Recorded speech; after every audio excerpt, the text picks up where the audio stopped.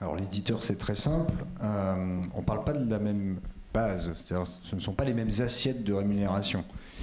L'éditeur, lui, déjà c'est très simple.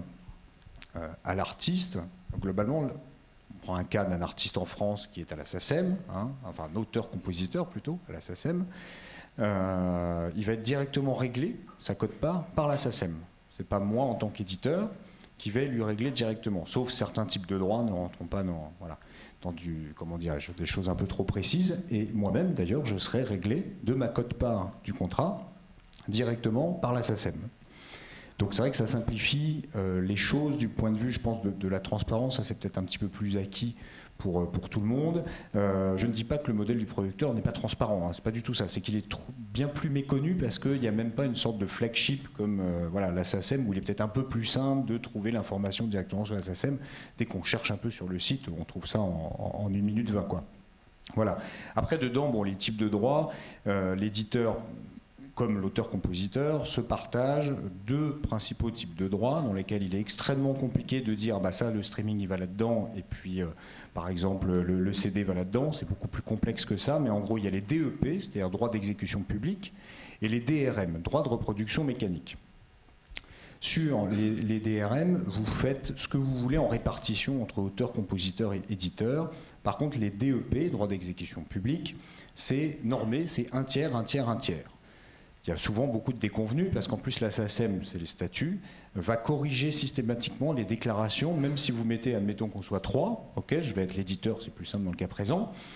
Christian aura fait tout le texte plus la compo, mais il va se déclarer qu'auteur. On peut estimer que son travail représente peut-être plus de la moitié du boulot en tout. Pourtant, il conservera qu'un tiers.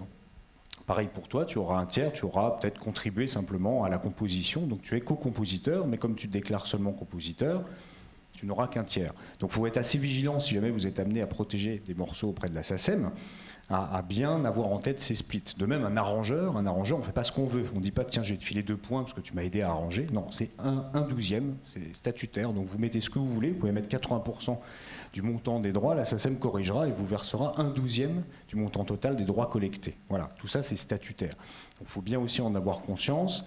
Je fais une petite parenthèse, gestion collective, gestion individuelle. Ça va? Oui. Gestion collective, c'est le système des SPRD, donc Société de perception de répartition de droits. Il y en a énormément en France, pas seulement que sur la musique. Il y en a 36, on va passer à 29 normalement si tout se passe bien, pour rationaliser. Dans le cinéma, enfin vraiment dans tous les systèmes. Nous, la musique, on en a 6 ou 7 différentes, en admettant que le FCM en soit une, ce qui est discutable. Vous les connaissez, alors vous connaissez la SACEM pour le droit d'auteur, compositeur et pour les éditeurs. Vous avez les droits voisins de l'interprète, alors ça c'est l'ADAMI, la Spedidam, qui collecte en fait pour les droits voisins donc de l'interprète. Et vous avez les DVP, donc les droits voisins du producteur, que par exemple Polydor reçoit de la part de la SCPP en l'occurrence, parce que c'est Pascal qui est le président, mais ça pourrait être aussi de la SPPF. Voilà. Donc, je m'arrête là, peut-être, enfin, je vous laisserai défricher tout ça. Après, vous avez aussi le CNV pour le côté plus spectacle vivant, et puis le FCM, j'ai le principal SPRD.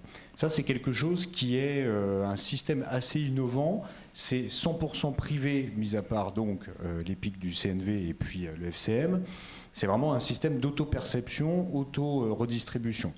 À cela s'ajoute juste un angle intéressant, je pense, sur les SPRD, c'est l'aide au financement d'enregistrement, de tournée, etc. Parce que, en tant que producteur notamment, mais éditeur aussi un tout petit peu, vous pouvez prétendre à des aides, à des subventions, mais ça s'appelle une aide parce que c'est du privé, hein, il n'y a pas de subvention privée, ça n'existe pas statutairement.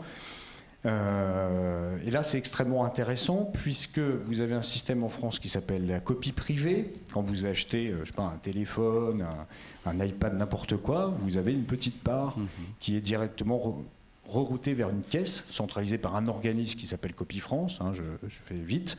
Et tout ça, ça permet de donner, bah, par exemple, nous, SACEM, on octroie 20,1 millions d'euros par an d'aide à l'enregistrement, à la production, à l'édition, au spectacle vivant.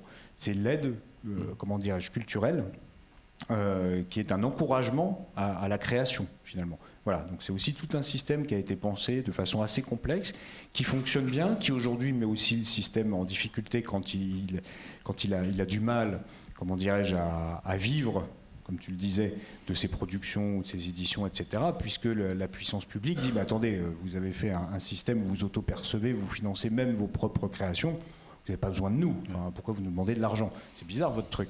Voilà, donc on s'est un peu coupé un bras en ayant un système peut-être un peu plus intelligent que dans d'autres filières, il y a très longtemps que ça existe, mais voilà. Cette petite parenthèse, gestion individuelle, gestion collective. La gestion individuelle, qu'est-ce que c'est? C'est de collecter soi-même ses droits. Voilà, il n'y a pas d'obligation à la gestion collective en France. Vous pouvez très bien faire tout vous-même. Bon courage pour aller récupérer au passage auprès de toutes les radios, de toutes les salles de concert, de tous les diffuseurs de musique, quels qu'ils soient, vos droits qui vous reviennent directement. Tout ça pour économiser environ 11 à 12% de frais de gestion. Oui.